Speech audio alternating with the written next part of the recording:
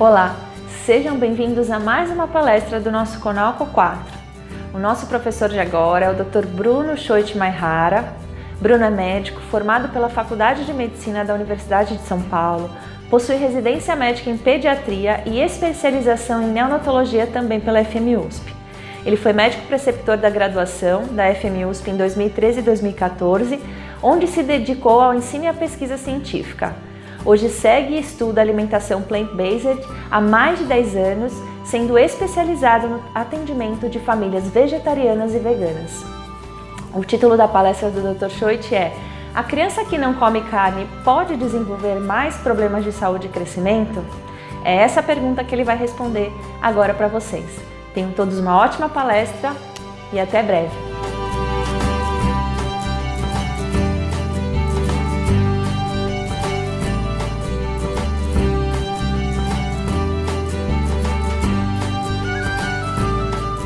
Olá, aqui é o Bruno Schoit, pediatra e neonatologista. Bem-vindo mais a uma aula do Conalco. E hoje o tema da aula vai ser: a criança que não come carne desenvolve mais problemas de saúde ou crescimento? Então esse é um tema muito recorrente, né, no consultório, algo que é muito atual hoje em dia, né? E eu recebi esse convite porque justamente foi algo que eu estudei muito nesses últimos anos, né? Faz 10 anos que eu sou vegetariano e ao longo desses 10 anos tenho estudado a respeito desse assunto, né? Então, o objetivo da aula, né, vai ser não entender o porquê que as crianças, famílias, enfim, adotam esse estilo de vida, né, ou convencer ninguém a virar vegetariano, mas principalmente como lidar com essa situação no dia a dia do consultório, né? Então, as pessoas podem ser vegetarianas por vários motivos, né? Pelo meio ambiente, pela saúde, pelos animais, enfim, existem vários motivos. Mas independente do motivo, quando a gente se depara com uma criança que porventura não está aceitando carne ou isso gera algum estresse, né, dentro da família ou com o profissional de saúde, como lidar com isso, né? Será que a criança pode ter algum atraso no desenvolvimento, alguma desnutrição, né? Então, existem muitos mitos, né, muitos medos em relação a esse assunto, né? Então, ao longo dessa minha jornada, eu vim aos poucos estudando, né, entendendo melhor, já que é um tema que a gente não costuma aprender durante a universidade, durante a nossa formação na residência, enfim. Então é algo que eu fui buscando ao longo do tempo, né, fora do país, ou às vezes sozinho mesmo. Então é algo que hoje está muito atual, né? Então, com certeza, muitos já devem ter ouvido a respeito disso, né? Ah, nossa, mas se essa criança está comendo carne, né, ele não vai crescer, não vai se desenvolver, vai ter um QI mais baixo, né, vai ter anemia, vai ter alguma carência nutricional, vai faltar proteína, enfim, não pode, né? Então, muitas vezes, o próprio profissional de saúde acaba recriminando, né, e muitas vezes a família fica sem com quem recorrer, né? Então, hoje a gente vai tentar, aos poucos, né, não vai ser em uma aula, né, o objetivo da aula não é formar, né, todo o acompanhamento dessa criança, mas assim, dar um panorama geral de como lidar com essa situação na prática, né? Então, isso aqui é até de um livro que eu tenho, né, de manual de nutrição, né, para pediatras. Então a gente vê que, mesmo dentro da nossa formação formal, né, muitas vezes a gente aprende isso mesmo, né, que não tem como a criança não comer carne, né? Ela vai desenvolver uma série de deficiências, enfim, muitos mitos em relação a isso, né? Então, ao longo dessa aula a gente vai tentar quebrar os mitos, né? E tentar entender o porquê dessas questões, né? Então, onde tudo começou, né? Por que o profissional de saúde, enfim, todos que estão orientando essa criança possuem esse medo, né, a respeito da alimentação vegetariana? Então, tudo começou por volta da década de 80, né, quando os primeiros pacientes começaram a chegar nos hospitais, né, e alguns relatos de caso ali do passado foram publicados, né? Então, por exemplo, esse estudo aqui foi feito com um relato de apenas 4 crianças, né, que eram lactentes, na verdade, que recebiam não leite materno, né, bebês de 4 meses que não estavam em aleitamento materno, mas eles recebiam uma bebida caseira à base de vegetais, de arroz, né? E obviamente, né, não precisa ser nenhum entendido, nenhum especialista, nenhum gênio, que isso não ia dar um bom resultado realmente, né? Então essas crianças que eram de comunidades fechadas, né, que não tinham acompanhamento de saúde pelo pediatra, enfim, chegavam a alguns serviços de saúde, né, nos Estados Unidos e com uma série de problemas de desnutrição, e esses estudos, né, foram baseados em relatos desses pacientes, né? Então, na verdade, né, todos esses medos, esses relatos de desnutrição, no fundo, né, não é relacionado ao que é uma alimentação vegetariana ou alimentação sem carne. Na verdade, eram pacientes que estavam sem acompanhamento, né? Então, porém, né, toda essa memória acabou ficando no profissional de saúde, né? Então, por isso que dificilmente algum pediatra, algum nutricionista dessa criança vai conseguir encorajar isso, ou vai conseguir orientar de forma tão tranquila, né? A não ser que ele busque essas informações, né? Então, é justificável, né? Começou assim mesmo.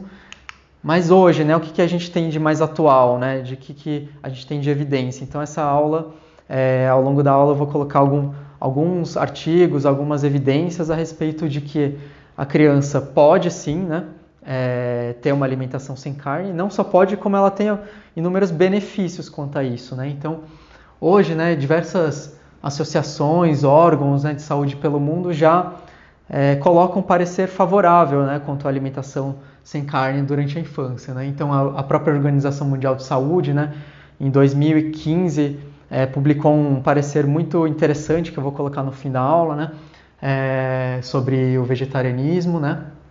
A American Heart Association também, com parecer favorável, o FDA, a Associação de Dietética Americana, né, que eu vou colocar logo em seguida esse artigo também, com parecer favorável, a Universidade de Harvard, de Oxford, a Associação Americana de Pediatria, que é uma grande referência para os pediatras aqui, né, também desde 2009 já tem parecer favorável, e a Associação Canadense de Pediatria. Ou seja, né, já há muitos anos, né, isso já vem sendo colocado como algo benéfico, né? Então, de atual, a gente vê inúmeros órgãos, né, de saúde colocando com segurança, né, essa questão da alimentação sem carne na infância, né?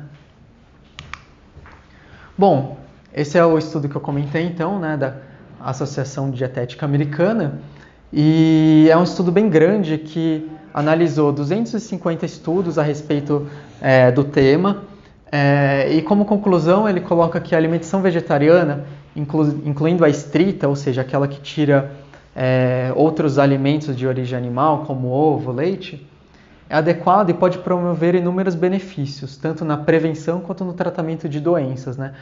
Então, essa alimentação, essa dieta vegetariana, desde que bem planejada, né, através de um profissional de saúde, ela é apropriada para indivíduos de todos os estágios da vida, né, incluindo gestantes, crianças, idosos e atletas, né? Então, a gente já vê bastante evidência quanto a isso, né?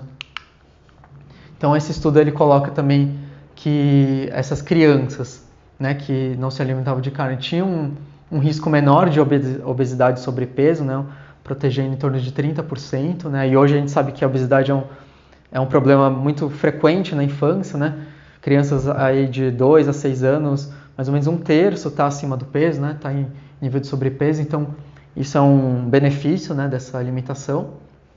Ela tem redução significativa no risco de doenças crônicas no futuro. Essas crianças, elas têm um maior consumo de frutas, legumes e verduras, né? Uma menor ingesta de doces e de gordura saturada e gordura total também.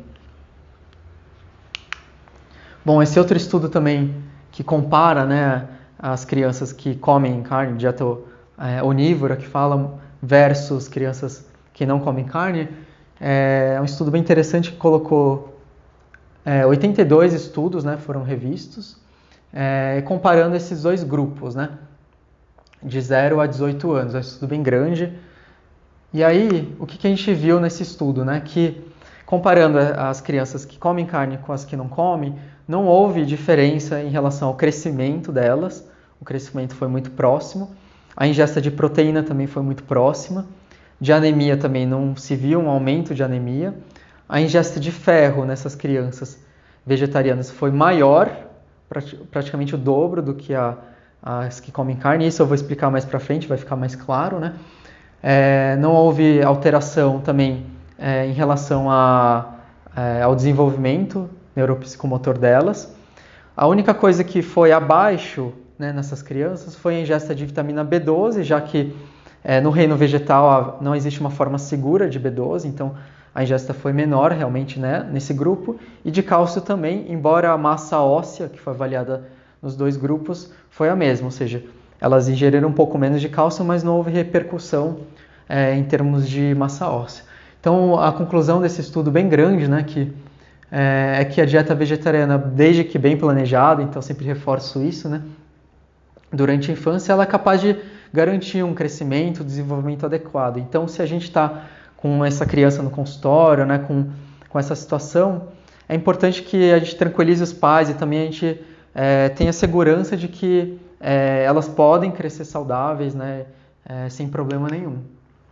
Esse aqui é outro parecer que eu comentei da Sociedade Canadense de Pediatria, e também cita a Academia Americana de Pediatria e coloca, né, que durante a infância, adolescência, a dieta vegetariana, desde que bem planejada, bem acompanhada, ela pode ser apropriada, enfim, dependente da idade da criança. Bom, então eu coloquei algumas evidências científicas, né, alguns trabalhos, pareceres para reforçar que isso é possível, isso é viável e, inclusive, traz benefícios para a infância, né? Então agora eu vou colocar na prática, né? Como a gente faz na prática para que a criança que não vai comer carne, seja qual for o motivo, né, ou porque ela não está aceitando, como adequar esse cardápio, como que a gente vai fazer isso na prática, né? E eu costumo falar que isso é muito simples, né? Muito tranquilo, não tem nenhum segredo, nenhum super alimento, né? Algo que qualquer um consegue fazer isso em casa, né? Então, na ausência da carne ali na dieta da criança, como que a gente vai desenhar esse cardápio dela? A gente vai dividir o prato basicamente em 3, né? E esse desenho aqui eu tirei do guia da Sociedade Vegetariana Brasileira, então é só acessar o site SVB, Sociedade Vegetariana Brasileira, tem vários guias e recentemente foi lançado o guia infantil, então baixar gratuitamente, é bem interessante para quem tiver interesse, né? E a gente divide em 3 partes, né? 1/3 do prato a gente vai colocar as leguminosas, né, que são alimentos riquíssimos em proteína, em ferro, que eu vou falar mais para frente, mas 1/3 a gente vai deixar para esses alimentos, então pode ser o feijão, ervilha, lentilha, grão de bico, né? Então 1/3 destinado a esse grupo. O outro 1/3 a gente vai colocar cereais, raízes e grãos, né? Então pode ser o arroz integral, a quinoa, as batatas, o milho, a mandioca, o inhame, enfim, a gente vai destinar para esse 1/3. E o restante, né, o outro 1/3, a gente vai colocar legumes e verduras, tá? Bem variado. O que é um erro muito comum, né, que a gente vê na prática? Existe um erro comum que é desbalancear isso aqui, né? Muitas vezes até o próprio adulto, né, ele começa a comer muito arroz, batata, muito carboidrato, né? E aí o que muitas vezes é mais prático, mais fácil de achar, né? E aí pode faltar realmente alguns nutrientes na alimentação, né? Uma coisa que a gente vê também, que é até curioso, que na infância, às vezes a criança que não está comendo carne, ela começa a comer muito legume, muita verdura, né? E ocupa a capacidade gástrica dela com esse grupo aqui, né? Então é interessante manter essa proporção no prato da criança. Bom, então aqui eu vou comparar, né, a alimentação que é estabelecida assim, né, pela Sociedade Brasileira de Pediatria, né, o que seria o ideal, né, e a gente vai calcular, vai comparar se vai faltar algum nutriente ou não, baseado naquele modelo que eu coloquei para vocês, né. Então, se a gente pegar essa alimentação padrão recomendada, né, que seria uma fruta no café da manhã, no lanche da manhã, tirando o leite materno, né, um almoço, então, vai ser o cará, uma raiz, né, o quiabo e o frango, mais uma porção de fruta. E isso a gente pode acrescentar no jantar, então, o aipim, abobrinha e carne moída, mais uma porção de fruta. Então isso seria uma recomendação da Sociedade Brasileira de Pediatria. Então vamos comparar essa alimentação com a adaptação que a gente vai fazer, né? A mesma coisa de manhã, leite materno, a porção de fruta, e aí adaptando aquele prato, né, da criança, a gente colocou arroz integral, o feijão carioca, um brócolis e abóbora naquela mesma proporção. E acrescentou a fruta, né, como de costume, e o azeite de óleo de linhaça, né? Então a gente vai calcular e ver como que vai ser essa adequação, né? Então não é nada muito complexo, né? Arroz, feijão, brócolis e abóbora, né? Não é nada de outro mundo, é algo que todo mundo pode ter acesso, né, no dia a dia. Não tem nenhum superalimento aqui. Então, se a gente for calcular, né, e comparar esses dois cardápios, o que a gente vai encontrar, né? Então, isso é através da tabela TACO, a gente calcula para esses dois grupos. E o que a gente vai ver é que na prática, né, quando a gente põe mesmo nos cálculos, a quantidade de proteína acaba sendo muito próxima nesses dois cardápios, né, lipídio e carboidrato. O de cálcio, né, na alimentação vegetariana até maior, comparando esses dois cardápios.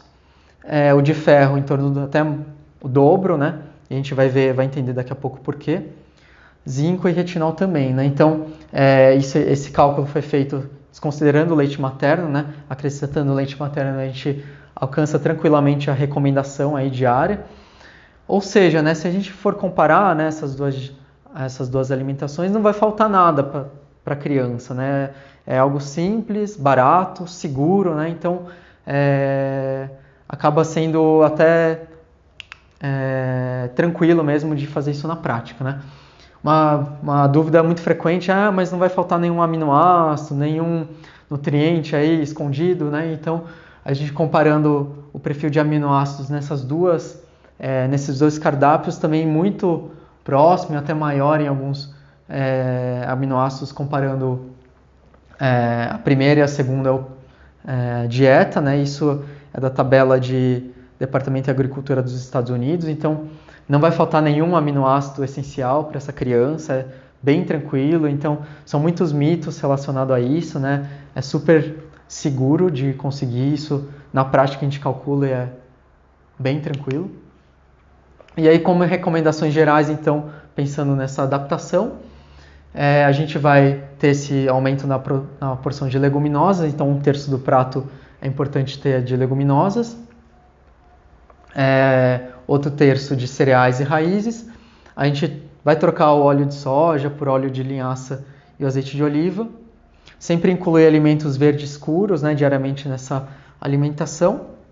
E aí incluir fontes de vitamina C próximo à refeição para aumentar a absorção de ferro na dieta da criança. Então, é algo que eu ouço todo dia, né, diariamente.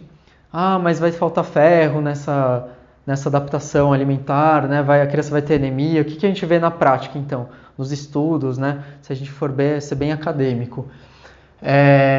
Uma coisa que é interessante, né, que se a gente for analisar a nossa própria alimentação, grande parte dela, né, 80% do nosso aporte de ferro diário vem do reino vegetal, né? Então, a preocupação da carência de ferro, ausência de ferro, né, na alimentação da criança onívora para aquela que não come carne vai ser a mesma, né? Por isso que a incidência de anemia nessa população que não come carne, né, na infância é a mesma, né? Não houve um aumento de anemia nessas crianças, né? Até por causa disso que eu falei, né? Então, mesmo na criança onívora, né, na que come carne, a anemia é algo muito importante, algo que a gente vai se preocupar. E a mesma reposição de ferro profilática para evitar anemia na criança que come carne vai ser feita na que não come carne de forma igual, né? Elas não vão ter mais anemia que as outras. Então, isso é muito fácil de entender calculando, né?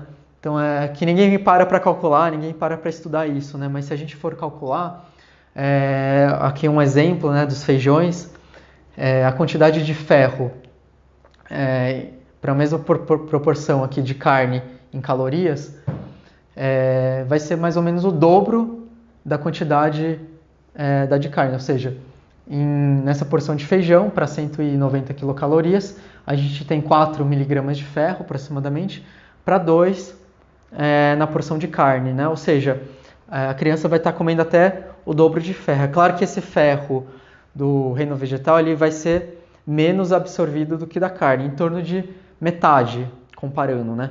Ou seja, ela vai receber o dobro e vai absorver mais ou menos aproximadamente metade e vai alcançar muito próximo a quantidade de ferro, né, no sangue que a criança que come carne. Então, é muito tranquila, né, muito fácil de atingir a quantidade recomendada. Então, se a gente for fazer uma continha aqui também, se a gente acrescentar 50 gramas de carne, né, no almoço, mais 50 gramas de frango, né, que foi o que a gente calculou ali na alimentação com carne, no total, né, nessas 100 gramas de carne no final do dia, ela vai absorver mais ou menos, né, ela vai chegar para essa criança mais ou menos 1,1 miligramas de ferro.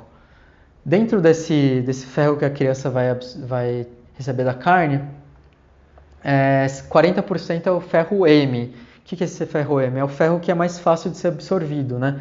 Então a gente ouve, né, que o ferro da carne é o ferro M, mas na verdade apenas 40%, né, é o ferro M. Então ela vai ser absorvido e vai cair na corrente sanguínea mais ou menos 0,15 miligramas, né? E o restante, 60%, que é o ferro não M, que é mais difícil de ser reabsorvido, vai cair também no sangue em torno de 0,13 miligramas. Então, no final do dia, no total, essa criança vai receber, através dessa porção de carne, que é a recomendada, em torno de 0,28 miligramas de ferro, que é muito pouquinho, né, comparado com o que ela recebe no reino vegetal, né?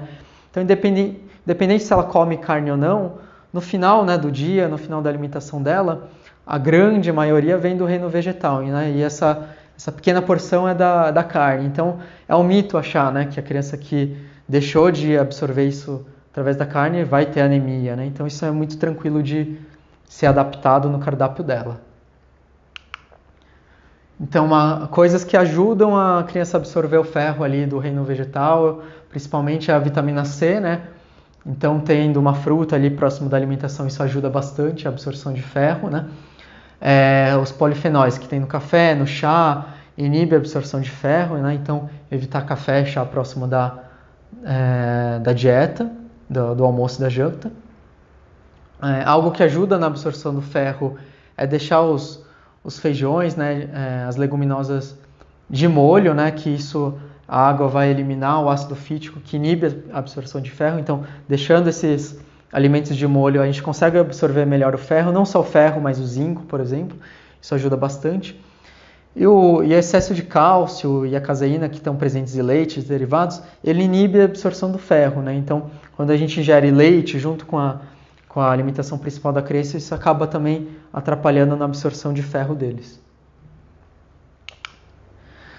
Bom, sobre a proteína, né? Então, ferro a gente viu que é muito tranquilo, né, de a gente alcançar a necessidade que a criança precisa, né? Isso é um mito. E outro mito é a proteína, né, que a gente ouve todo dia. Nossa, mas não vai faltar proteína, né? Todo dia eu ouço essa questão, né? Se a gente for ver, é um outro grande mito, né? O que a gente precisa na prática, no dia a dia, é em torno de 10 a 15% do valor calórico total dos alimentos que sejam em torno disso de proteína, né? Então, 10 a 15% do valor calórico total, se for proteína, isso atende à nossa necessidade, pensando na média, né? Então, em diversos estudos, né, o que a gente viu, né? Que na população que não come carne, essa ingesta era em torno de 12 a 13,8%, né? E na população onívora que ingere a carne, um pouco mais, né, de 14,8% a 16,3%. Ou seja, essa população vai ingerir menos proteína, comparado com a que come carne, mas mais que o necessário, né? E muitas vezes esse excesso de proteína também não é tão benéfico. Então, não vai faltar proteína, né? Algo que é bem tranquilo de conseguir. E a gente vai ver aqui nessa tabela que é muito simples, né? Então, aqui é a proporção de proteína em termos de porcentagem calórica. Se a gente for ver, né, que aquela meta de 10% pelo menos, praticamente todos os alimentos que a gente vai ingerir no dia a dia, né?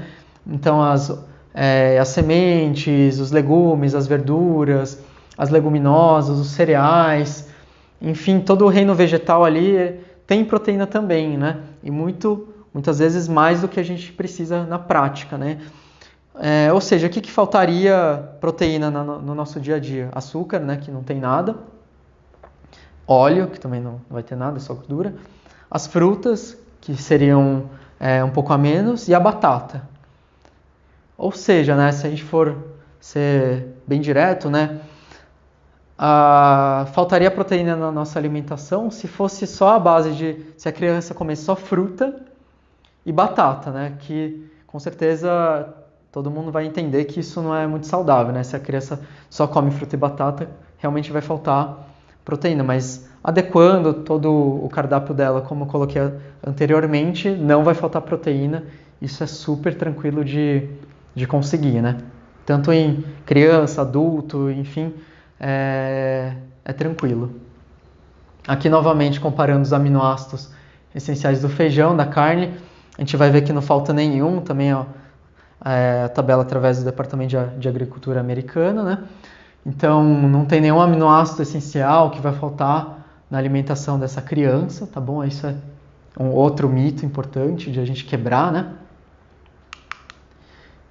E por fim, né, o que seria um alerta realmente? Então a vitamina B12, ela só é encontrada de forma segura no reino animal. Então todos os alimentos de origem vegetal, elas não vão ter a forma segura da vitamina B12. Ou seja, nos estudos o que a gente encontra é que realmente nesse grupo de pacientes a gente vê um menor nível sanguíneo de vitamina B12. Isso é algo que a gente tem que ficar atento mesmo, o profissional de saúde que está acompanhando esse grupo de pacientes, os pais também, né? Isso é uma atenção, mas isso é tranquilo de ser adquirido através de reposição, né? Então, uma coisa que é interessante sobre a B12 é que ela depende mais do nosso próprio metabolismo do que da nossa ingesta, né? Isso é interessante ver até nesse estudo em que foi feito em países aqui da América Latina, e o que foi visto, né? Que a incidência, né, de deficiência de vitamina B12 na população vegetariana era em torno de 50%, né? Um índice até alto, né? Nesse grupo, já que a ingesta é muito baixa nesse grupo. Porém, na população onívora, né, mesmo aqueles que comiam carne, ovos, enfim, a incidência era em torno de 40%, ou seja, não tinha no final uma diferença tão grande, né? E isso é por conta do que eu falei, né? A B12 depende muito mais do nosso próprio metabolismo, né, da nossa própria reciclagem dessa vitamina, do que da ingesta realmente, né? Então eu vou dar um exemplo até meu. 10 anos que eu não como carne, né? A minha B12 começou a cair nos últimos 2 para 3 anos, e a reposição que eu faço diariamente para alcançar o meu nível normal, né, o meu nível adequado, é em torno de 1000 microgramas por dia. É isso que eu preciso através da minha reposição, né? Então, se eu fosse adquirir isso através de alimento, né, de carne, de ovos, isso seria praticamente inviável, né? Isso porque a minha própria demanda, o que eu preciso de B12 é um pouco maior que a média das pessoas, né? Então, o que eu costumo falar é que a B12 é importante não só para aquele grupo de vegetarianos, como também para quem come carne, né? Todo mundo deveria dosar e se preocupar com isso, mesmo aqueles que comem carne, já que ela depende mais do nosso próprio metabolismo, né? Só para ter ideia, um ovo cozido teria em torno de aproximadamente 1 micrograma, então eu teria que comer em torno de 900 mil ovos por dia para adquirir essa quantidade que eu reponho através de vitamina, né? Então, isso é um dado interessante, né? Que mesmo pessoas que comem carne deveriam se preocupar com isso, principalmente gestante, os idosos, né? Então é algo que é importante. Então aqui a quantidade de B12, né, em alguns alimentos, então mesmo para aqueles que comem carne, né, ovos, leite, é uma quantidade até pensando na reposição pequena, né, comparado com o que a gente repõe na prática, né? Então, é importante todo mundo acompanhar isso, né, com um profissional de saúde. Esse é um artigo que foi publicado agora recentemente, né, em dezembro de 2018, e ele analisa uma série de estudos, né, e aqui ele coloca recomendações para esse grupo de pacientes, né, que seria o nosso público crianças, né, de 6 meses a 3 anos. É recomendado, então, a reposição preventiva, né, para evitar a deficiência de B12, em torno de 1 micrograma 2 vezes ao dia, né? Isso é a recomendação para as nossas crianças. E aí, para aquelas que desenvolvem alguma deficiência, cada caso é um caso, né? A gente vai acompanhando, vai dosando através de exames de sangue e repondo o que ela individualmente vai precisar, né? Então não tem uma forma, um guideline, essa é uma recomendação geral, né, para prevenção, mas é claro que é importante o profissional de saúde acompanhar essas crianças. Então, enfim, para terminar, esse é um estudo que eu comentei no início da aula, né, de 2015, da Organização Mundial de Saúde. Ela coloca, é um estudo muito interessante, ele analisou 800 estudos científicos pelo mundo, né, mais de 20 profissionais de saúde especializados, né, analisaram esses estudos, e aí é colocado, né, no final desse estudo que a carne, principalmente a carne processada, né, ela tem um nível de evidência 1 para câncer. Né? O que isso significa? Que é um nível muito forte, é um nível semelhante ao nível do cigarro, na verdade, né? Em que não há dúvida que a carne processada é carcinogênica, né? Então, é interessante que isso não é tão ensinado nas universidades, isso não é tão veiculado na mídia, mas é um dado super interessante que foi publicado já desde 2015, ou seja, né, mesmo essas crianças que porventura, né, acabam não aceitando a carne por uma série de motivos, o profissional de saúde não precisa se preocupar, né? Na verdade, existe até um benefício, né? A carne processada ao longo da vida é um forte indutor de câncer, né? E a carne não processada é um nível de evidência 2, né? Ou seja, é provável carcinogênico, né? Então, a criança não só pode não comer carne e crescer saudável, como ela também tem alguns benefícios, né? Em relação a isso. Então, esses são os meus contatos em redes sociais. Eu posto bastante conteúdo a respeito desse assunto, né? Pediatra Vegano no Instagram e Dr. Bruno Schoit, pediatra no Facebook. Espero ter contribuído, então, sobre um assunto tão polêmico, né? Que existem tantos medos a respeito disso, né? É algo que vem crescendo cada vez mais, né? É uma tendência, né? Por uma série de motivos, que não é o objetivo da aula, mas o número de vegetarianos, né? De famílias que acabam aderindo a esse estilo de vida vem crescendo cada vez mais, né? O Brasil é um país que vem crescendo muito em relação a isso. Então é interessante o profissional que está atendendo essas crianças no consultório também ter um ponto de vista um pouco diferente, né? Estudar a respeito desse assunto que a gente não aprende na universidade, né? Na pós-graduação. Então é isso, espero ter ajudado e muito obrigado.